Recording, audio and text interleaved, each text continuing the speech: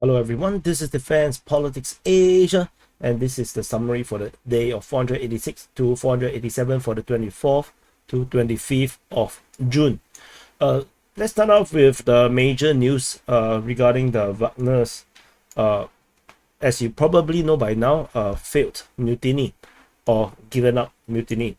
So the Belarusian president Lukashenko basically negotiated. He talked to Putin, and Putin gave him the permission to actually negotiate with the Wagner private military contractors. He spoke to Prigozhin and basically made some agreements. So the details of the agreement is unclear, but what we do know is that Prigozhin will stop the movement, which he did, of the troops towards Moscow. And then what we do know is that he will be moving to Belarus. Wagner Group, there are some rumors, so I'll talk to about it in a bit. So Prigozhin made a statement saying that he said that the Russian government is planning to dismantle the private military contractor Wagner, and so they actually do the march of justice towards Moscow, and they were 200 kilometers away from Moscow. So they said that they did not spill a single drop of blood of their fighters, which is questionable because we do have footages of an airstrike on Wagner forces, and then we do have helicopters getting shot down by the on the Russian Air Force site. So currently they say that they don't want to spill Russian blood, so they turn back their convoys and return to their camps according to the plans. So then information coming out according to the pro-Russian source Ryba says that the speaker for the government of Russia, Peskov, say that Prigozhin, the criminal case for Prigozhin will be terminated. That by right they actually have a criminal case against him for the mutiny. It will be terminated, and he will go to Belarus. So part of the Wagner forces that refuse to participate in Prigozhin's this mutiny will sign contract with the Ministry of Defense, and then the rest of the Wagner fighters will also not be persecuted because of their merits fighting at the front. Personnel changes within the MOD is not negotiated. So that we know tentatively there is no change in terms of whether Prigozhin or whether Shoigu or Gerasimov will be changed. There are some rumors about this, but none of them is confirmed. So no, there's no point talking about it because it's not confirmed. And so during the actions, we have the Chechen forces reported at the outskirts of Rostov-on-Don. So they were sent by the Chechen leader Kadyrov to combat the Wagner forces. They did not end up fighting each other at all. And then there was the Wagner forces have reached the Lipetsk region in the latest report before the termination of the mutiny. So this is probably as far as they went. They haven't exactly went into the Moscow region, although there are rumors saying that they did. But as of what I see in the sources, the trusted sources, they didn't seem to have went that far. And then after that, after the announcement of the termination of the March of Justice, the Wagner forces is spotted to have moving in the opposite direction, leaving the Lipetsk region. The aftermath is actually quite bad. 7 aircraft is allegedly shot down during this peaceful march towards Moscow. The Russian Air Force lost 7 aircraft. Among them, 3 of them is actually the Mi-8 MTPR, which is electronic warfare helicopters. These helicopters only do jamming. They don't have weapons, so they got shot down. And then there is a IL-18 aircraft with the entire crew also shot down. So preliminary information, 13 pilots were killed, or 13 airmen were killed. So to say this is bloodless, I think this is a understatement, especially we are talking about 7 aircraft. Ukrainian Air Force don't even shoot down 7 Russian aircraft in a single week. So yeah, this is actually quite a big loss on the Russian military side. So according to Remlin 21, another pro-Russian source, he reported that half of the Wagner fighters actually did not participate in the mutiny.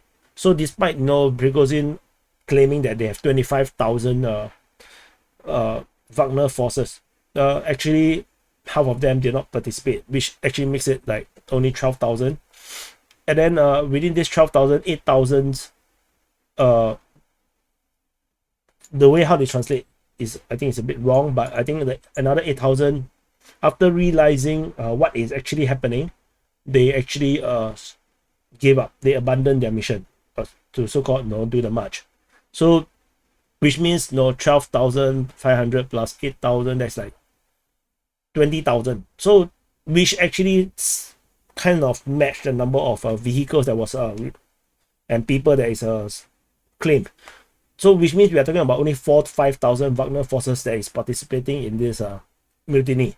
So because there's only like 300 vehicles in the convoy, so plus the forces that was at Rostov is nearly 5,000. This is easily crushable numbers of troops in the so-called mutiny.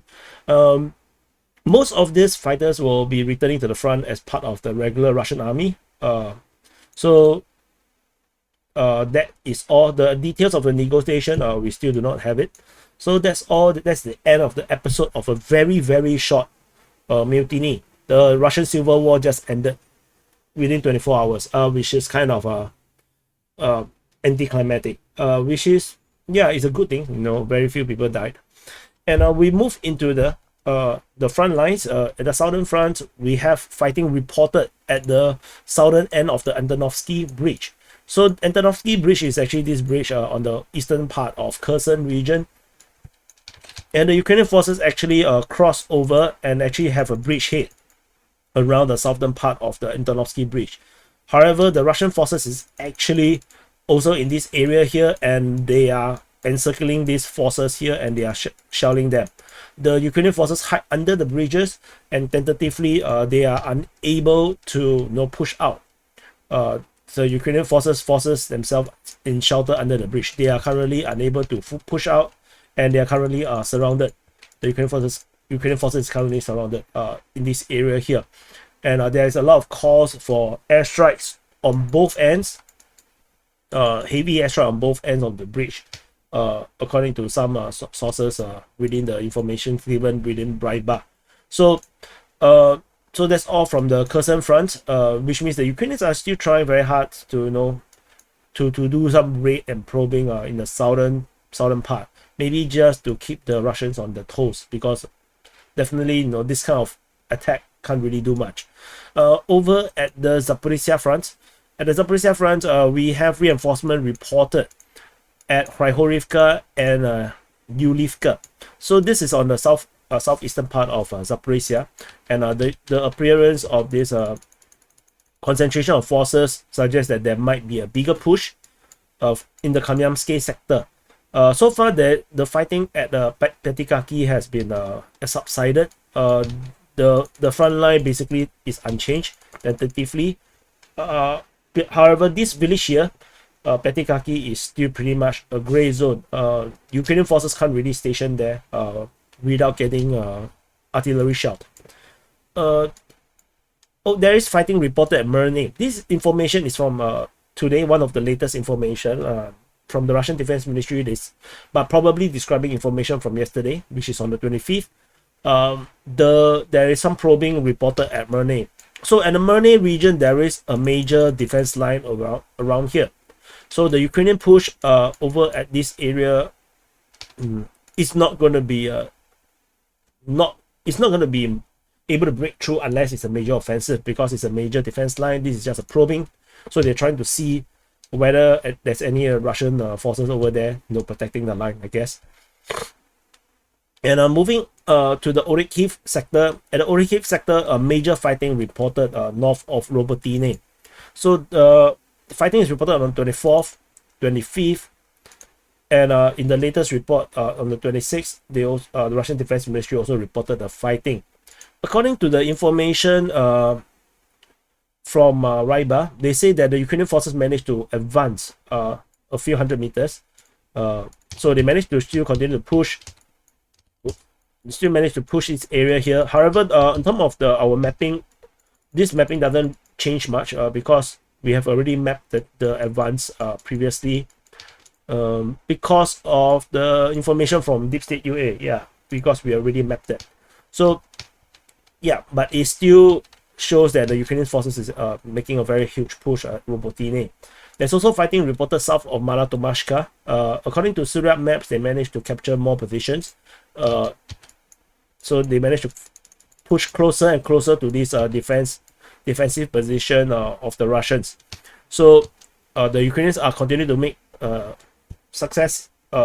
gradual successive push at the Orikhiv sector. So definitely they are definitely winning in this area here.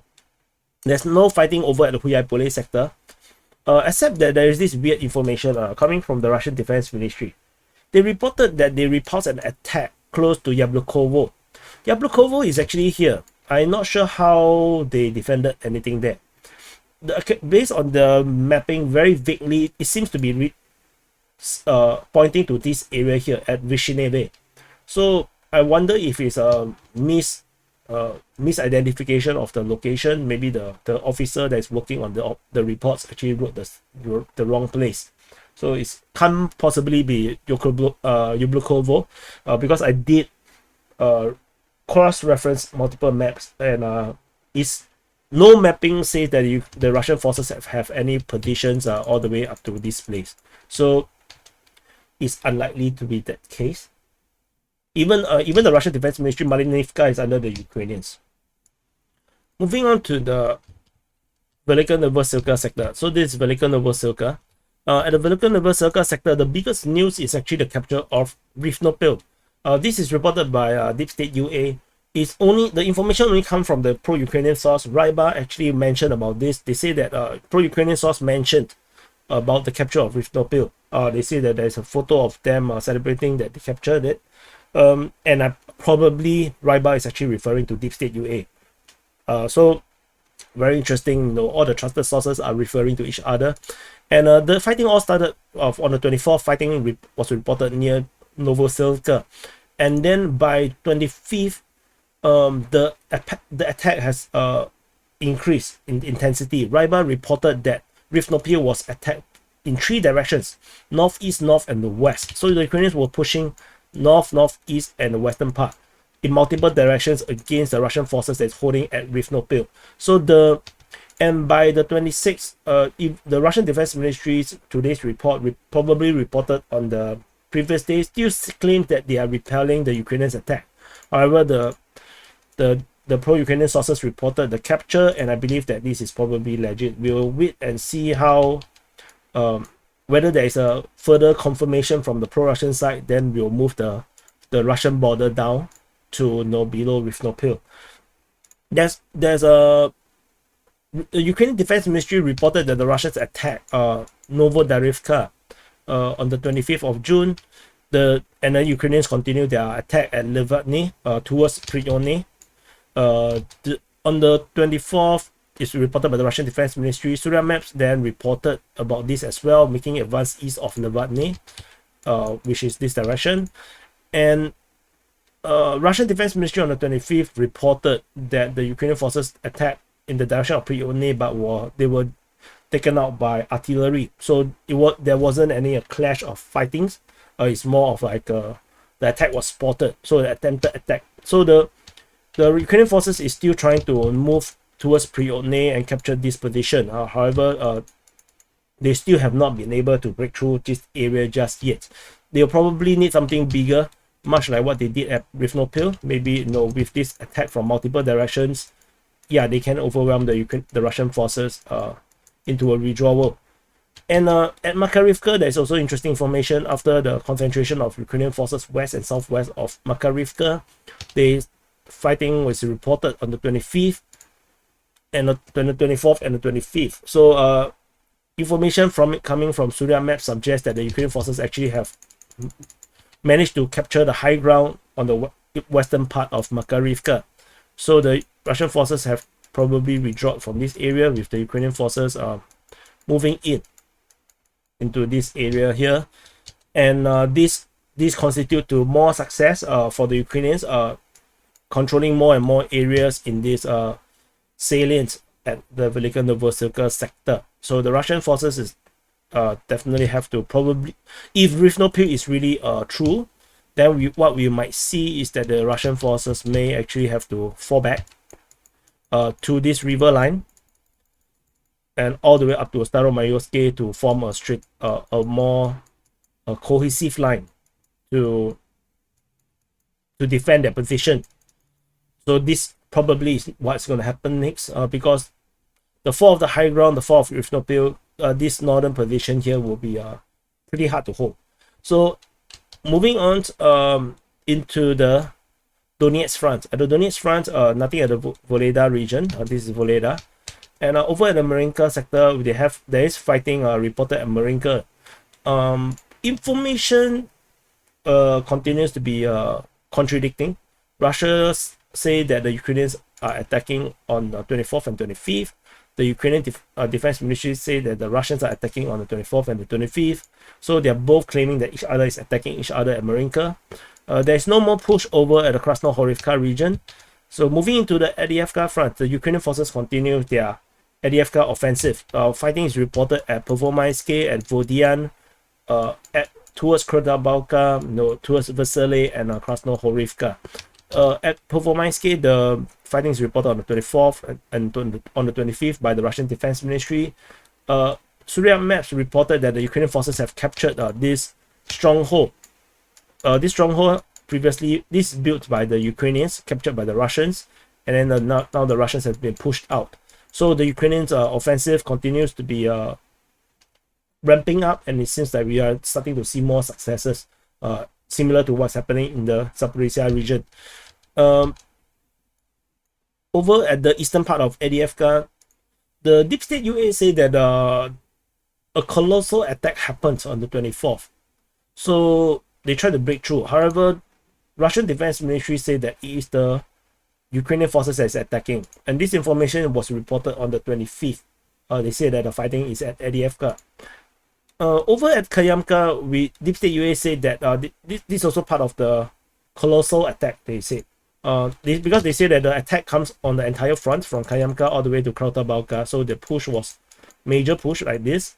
But given that there is a 24th information that is not repeated on the 25th, which means that there is actually no attack. The attack has been abandoned, or it may not exist as an attack. It's actually probably just a defensive action. Over at the Vesely region, Deep State UA say that the Russians are attacking in this area as part of the attack, reported the colossal attack. However, same thing, the Russian Defense Ministry said that it is the Ukrainians that is attacking over at this region here. Over at Krasnohorivka, the Russian Defense Ministry on the 25th say that the Ukrainians attacked Krasnohorivka. So probably from the north. And that's all from the Avdiivka front. Moving on to, there is nothing at the New York front. There is no fighting reported at Mayorsk. And over at the Bakhmut front. At the Bakhmut front, the Ukrainians also continue their offensive over at the Bakhmut front. Fighting is reported at Kodyomivka. And information coming from the Russian Defense Ministry, and then Surya Maps reported. So the Russian Defense Ministry say that they defended a lot of attack, but the Surya Maps says that the Ukrainians have captured this entire ground that is previously held by the Russians. The Russian forces withdrew onto the other side of the canal. So this is yet another successful on the Ukrainian offensive so far, slowly pushing the Russians back. There's fighting reported along the canal, according to Deep State UA, and the Russian Defense Ministry also mentioned the attack near Bilahora. Over at the western part of Klishevka, the Deep State UA also reported the fighting on the 24th. Ukrainian Defense Ministry continued their tradition, the proud tradition of saying that the Russians are attacking Ivanivsky, which I don't think this is the case, given the fact that south of this area here, the Russians are getting pushed back. It's unlikely that the Russians are doing some offensive at this juncture. And most interestingly is the Ukrainians attack Bakhmut. So the Ukrainian forces launched an attack towards Bakhmut, and this is reported by the Russian Defense Ministry. They use the word Atomov, the Russian name for Bakhmut. Rybar also reported that the 35th Marine Brigade of the Ukrainian Armed Forces attacked the position of the Russian Armed Forces 3 times. How so far have not managed to break through. But this marks the first time that the Ukrainian forces, after the loss of Bakhmut city, launched a direct attack against the city that is now controlled by the Russian forces. Further up north, in the northern flank, the Ukrainian forces, according to the Russian Defense Ministry, attacked Yakhitne as well as Avdiivka. So this is reported on the 25th of June. In the 26th June report that is published today, I didn't see this information from the Russian Defense Ministry. The Ukrainian Defense Ministry reported fighting at Bodanivka on the 25th, towards Hulyaipole, as well as towards Minkivka. This is very interesting. This by the Ukrainian Defense Ministry, and they say that the Russians are launching an attack in these directions against Minkivka, Hulyaipole, and Bodanivka. However, this is contradicted by the Russian Defense Ministry reported fighting at Orikhiv, Vasilivka, and Dubovo, Vasilivka on the 25th. So they say that the Ukrainians are attacking in this area. So, and given the fact that we have information about the fighting at Bakivka and Yakhine, these two defense ministries are living in a parallel universe. They totally are living in separate planes. They are not talking about the same thing. And I got a feeling that my current lineage is, I feel that the Ukrainians are actually projecting their own actions, and actually all of these are actually Ukrainian offensive. So the Ukrainians are attacking from Bodanivka, from Hulyaipole, and they are also attacking from Minkivka. So Hulyaipole and Bodanivka is attacking towards Bodanivka, Dubovo, Vasilivka. So they're attacking this way, and from Minkivka they're attacking towards Orikhiv, Vasilivka. I think this is actually what's happening, rather than the Russians are attacking. So anyway, and interestingly, we also have a fighting reporter at Zaliznianske. This is reported by the Russian Defense Ministry, which means that on the northern flank, the Ukrainians are launching massive attacks across the entire front against the Russian forces. And whether the Russian forces have the ability to hold up is anyone's guess. And I got a feeling that this is also partly to take advantage of the chaos that is happening due to the Wagner mutiny or coup d'etat. So this is interesting, to say the least. And moving away from the Bakhmut Front into the Siversk Front, and the southern part of the Siversk Front, the Ukrainian forces attacked at Velyka, Sakoivaseti, as well as Versale. I actually marked it oppositely. Okay, I should mark it now. So fighting reported at Versale. Oops. Why did I not copy the whole thing? So the Ukrainian forces is actually attacking in this area here. However, the Ukrainian Defense Ministry say that it is the Russians that is attacking at Versale, and they also say that the Russians are attacking at Rozdolivka. All this information coming on the 25th of June. So someone must be lying, and I got a feeling that it's the Ukrainian Defense Ministry, given their history, which means that the Ukrainians are likely to be pushing on the entire front here as well against the Russian forces.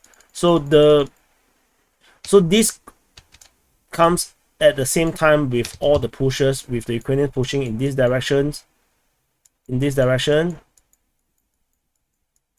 in this direction. This is a continuation of what I've already mentioned before, the double pincer by the Ukrainians going around Bakhmut and further up in the rear. So the Bakhmut offensive is still ongoing. Over at the Sperne region, there is this interesting information by the Russian Defense Ministry, just came out earlier today on the 26th of June, probably describing 25th.